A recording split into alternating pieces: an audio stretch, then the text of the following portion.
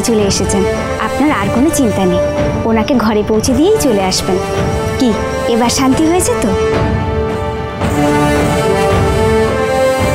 তবে উনি কাকে সঙ্গে নিয়ে এসেছেন তাও বুঝলাম না।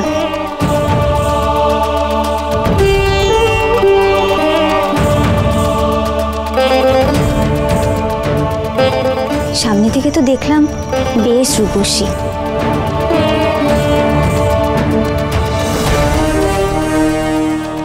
দেখুন আপনার আবার কপাল পুড়ল কিনা।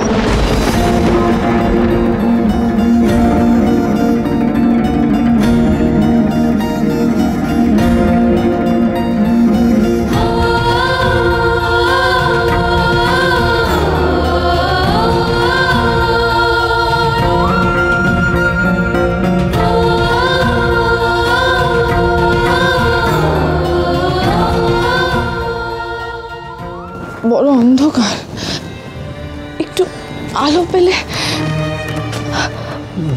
নিশ্চয়ই কেউ আলো নিয়ে আসবে, আপনি সাবধানে বসুন, আমি দেখছি।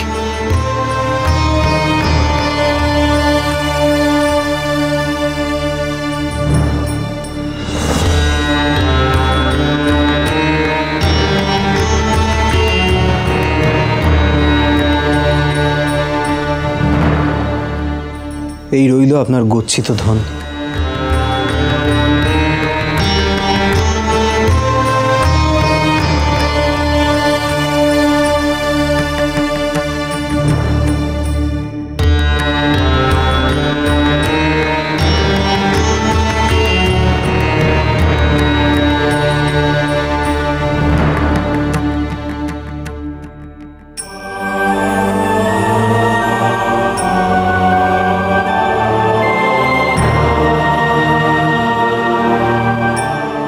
অসামান্য সুন্দরী, যেন বর্ষার নদী দুকুল ছাপিয়ে বইছে সারা শরীরে। একবার দেখলে চোখ ফেরানো যায় না।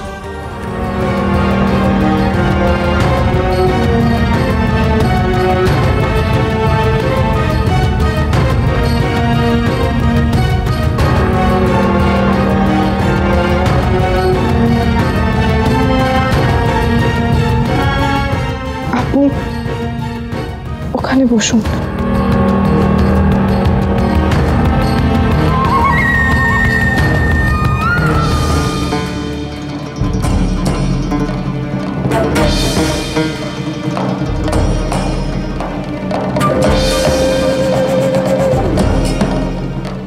আপনার তো দেখছি ভালোই চোট লেগেছে।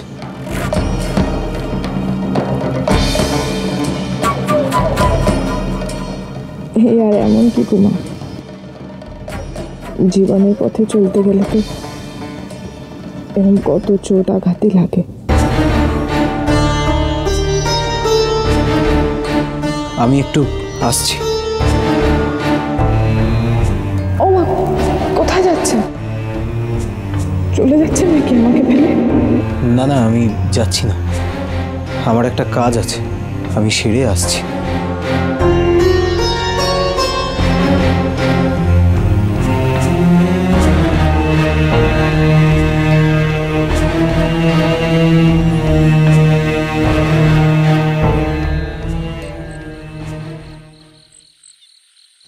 আমি ঠিক জানতাম তোমাকে এখানেই পাবো।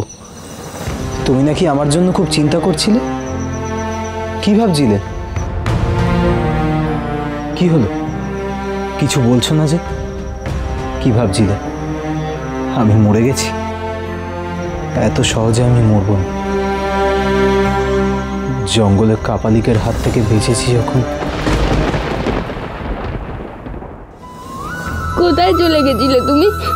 আমার খুব ভয় করছিল। এখানকার লোকগুলো আমায় কত কিছু প্রশ্ন করছিল। আমি কি কিছু জানি? তুমি জানো না আমি তোমাকে যারা কাউকে চিনি না। আমাকে ফেলে কেন হারিয়ে গেছিলে তুমি? আমার বড্ড ভয় করছিল জানো, আমার খুব ভয় করছিল। কেন ফেলে রেখে চলে গেছিলে তুমি? আমার কত কষ্ট হচ্ছিল জানো। কেন ফেলে রেখে চলে গেছিলে বলো আমাকে। আমার কথাটা শোনো একবার, আমার কথাটা শোনো।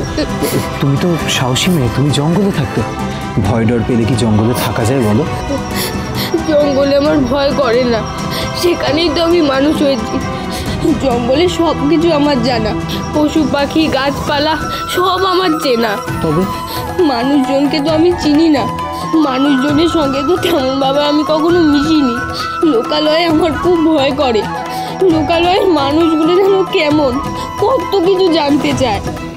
আচ্ছা আচ্ছা, দেখো এখন তো আমি এসে গেছি, কোনো চিন্তা নেই। এসো এদিকে বসো, আমি এসে গেছি, আর কোনো চিন্তা নেই, বসো। তোমার আসতে এত দেরি হলো কেন? আর তোমার সঙ্গে ওই মেয়ে মানুষটা কে ছিল যাকে তুমি ধরে ধরে আনলে? উনি মতি বিবি, যার পালকি আমরা দেখেছিলাম, যার শিবিরে তুমি উঁকি দিয়েছিলে, বুঝতে পারছো? কি হলো, তুমি কিছু বলছো না কেন? তুমি কি রাগ করলে? ও মা, রাগ করবো কেন? এই যে আমি তোমার সাথে আসতে পারলাম না, আসলে মতি বিবির পায়ে তো আঘাত লেগেছিল, তাই তাকে ধরে আনতে গিয়ে দেরি হয়ে গেল। তুমি তো ভালো কাজই করেছো, মানুষের উপকার করেছো। ঠাকুর বাবা বলতো মানুষের উপকার করা সব থেকে বড় পুণ্যের কাজ। তুমি ওকে উপকার করে ভালোই করেছো। ওকে উপকার না করলে হয়তো মরেই যেত। হ্যাঁ তা ঠিক, যেভাবে জঙ্গলের মধ্যে পড়েছিলেন তাতে হয়তো কোনো বন্য জন্তুর শিকার হতেন, আর না হলে অন্য কোনো বিপদ হতো। আচ্ছা, ওর জন্য কি একটু চুন হলুদের ব্যবস্থা করা যায়? আর পাথরকুচি গাছের পাতা পাওয়া যায় কিনা একটু দেখো না। একটা বাঁধন দিলে তাড়াতাড়ি উপকার পেত। হ্যাঁ, সত্যি কপালকুণ্ডলা বড় সরল মেয়ে। আমার সঙ্গে অন্য নারীকে দেখে রাগ বা হিংসে করা দূরে থাক, উল্টে তার উপকার করতে ব্যস্ত হচ্ছে। ওর মনে হিংসে বা অবিশ্বাসের কোনো ঠাঁই নেই। কি হলো, বসে বসে কি ভাবছো? যাও না, ওর ক্ষত জায়গাটায় একটু ওষুধ লাগানোর ব্যবস্থা করো না, শিগগিরই।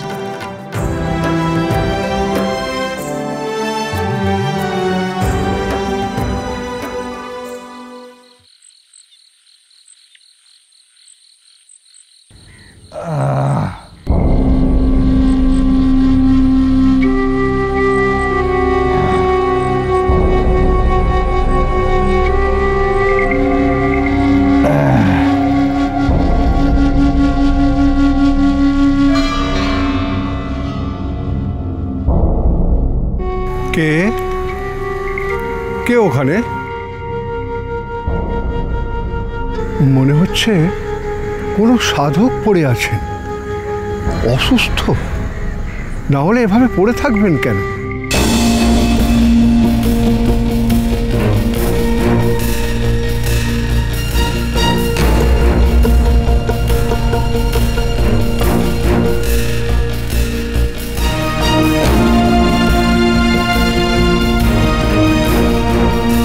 সাধু বাবা মহারাজ, আপনার কি শরীর খারাপ?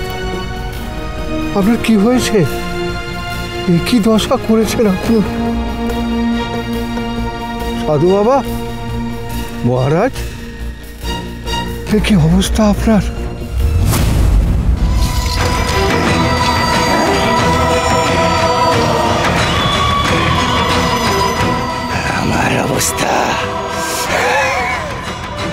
আমার অবস্থা যে এখন অনেক ভালো, তবে তোর অবস্থা আর ভালো থাকবে না। জয় মা!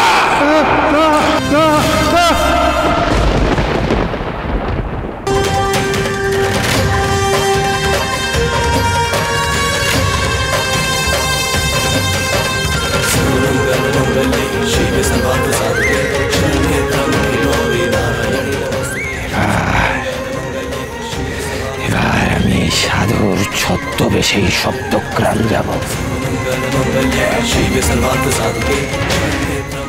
নবকুমার কেন, কুণ্ডলেও আমায় সহজে চিনতে পারবে না।